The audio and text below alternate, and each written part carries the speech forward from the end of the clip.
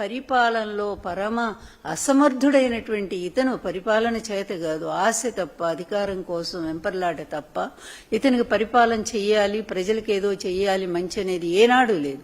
ఇతని హయాంలో ఒక్క ప్రాజెక్టు, ఒక్క 10,000 కోట్లతో ఒక్క ప్రాజెక్టు కూడా రాలేదు, తీసుకురాలేదు. బిల్ గేట్స్ ని, బిల్ క్లింటన్ ని వీళ్ళందరినీ తీసుకొచ్చి సభలో కూర్చోబెట్టాడు. సత్యం రామలింగరాజును పక్కన కూర్చోబెట్టాడు. ఆయన చేత 60 కోట్లు కొడుకు సర్టిఫికెట్ కోసం అక్కడ కట్టించాడు. స్టాన్ఫర్డ్ యూనివర్సిటీకి సర్టిఫికెట్ ఇచ్చారు. ఎందుకంటే అతనికి చదువు అసలు ఎప్పుడూ కూడా పరీక్షలో పాస్ అయిన బాపతే కాదు లోకేష్. అలాంటి వాడిని కూడా ఇలా ప్రమోట్ చేసుకుంటూ చేశాడు. తర్వాత అది వరల్డ్ బ్యాంకులో ఉద్యోగానికి పెట్టాడు. వాళ్ళు 3 రోజుల్లోనే ఇంటికి పంపించారు అతని సమర్థత చూసి.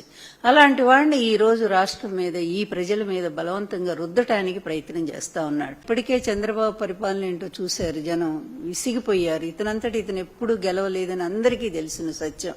ఎలా గెలుస్తాడనేది కూడా అందరికి, మొన్న జరిగిన ఎలక్షన్స్ అయితే ఇప్పుడు ఈవీఎంల మీద చాలా పెద్ద రగడ జరుగుతూ ఉంది. అది బయటకు వస్తే వీళ్ళ పాపం ఏంటో పూర్తిగా పండినట్టే నాకు తెలిసి. ఈ ఎన్నిక, ఆంధ్రప్రదేశ్ ఎన్నిక రద్దయితే మాత్రం అప్పుడు ఉంటుంది వీళ్ళది ఏంటి. ప్రజలు సిద్ధంగా ఉన్నారు. ఎందుకంటే నిజంగా పరిపాలించినటువంటి వాడు, ప్రజల కష్టసుఖాలు ఆదుకున్నవాడు, కరోనాలో వాళ్ళకు అండగా నిలబడినటువంటి వాడు, ఇచ్చిన హామీల క్యాలెండర్ ప్రకారంగా ఒక్క డేటు కూడా తేడా లేకుండా అన్ని కష్టాల్లో ఉండి కూడా కేవలం 100 కోట్లు మాత్రమే కదా ఈ చంద్రబాబు ప్రభుత్వం మిగిల్చిపోయింది. అలాంటి దాన్ని అంత పెంచుకుంటూ పోయి చివరి అన్ని పథకాలను కూడా అమలు చేసినటువంటి ప్రజానాయకుడైన జగన్మోహన్ రెడ్డి గారి పరిపాలన ఎక్కడ? హామీలు ఇచ్చి ఎలక్షన్స్ ముందు అయిపోయిన తర్వాత వాటిని తుంగలో దొక్కి మరి ఈ విధంగా మోసం చేసేటువంటి చంద్రబాబు నాయుడు, ఇతను వారసుడిగా రాబోతున్నటువంటి లోకేష్ నాయుడు, లోకేష్ నాయుడు పరిపాలన ఇంకెంత అధ్వానంగా ఉంటుందో ప్రజలకు కూడా పూర్తిగా అర్థమైపోయింది. అందుకే ఎప్పుడు ఎలక్షన్ వస్తుందిరా బాబు అని దేవుడికి దండం పెట్టుకుంటున్నారు ప్రజలంతా కూడా.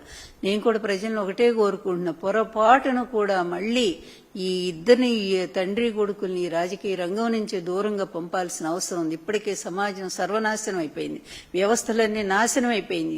ప్రతి దాంట్లో వీళ్ళ మనుషులేనా? సిబిఐలో కూడా వీళ్ళ మనుషులే ఉంటారు, ఈడీలో వీళ్ళ మనుషులే ఉంటారు. న్యాయ వ్యవస్థ అయితే చెప్పేదే లేదు. ఎన్నిసార్లు న్యాయ వ్యవస్థను తప్పుదారి పట్టించారు వీళ్ళ లాయర్లు, వీళ్ళంతా కూడా. ఇలా డబ్బు సంపాదిస్తారు అక్రమంగా, ప్రజలను నోట్లో మట్టి కొడతారు. ఆ డబ్బు ద్వారానేమో వీళ్ళ పాపాలు గడుపుకోవడానికి ఈ విధంగా వ్యవస్థలను తప్పుదారి పట్టిస్తూ ఉంటారు. సేమ్ అదే కదా ఇతని కొడుకు కూడా. రేపు వస్తే ఏం జరుగుతుంది? ఆంధ్ర రాష్ట్రం సర్వనాశనం అయిపోతుంది.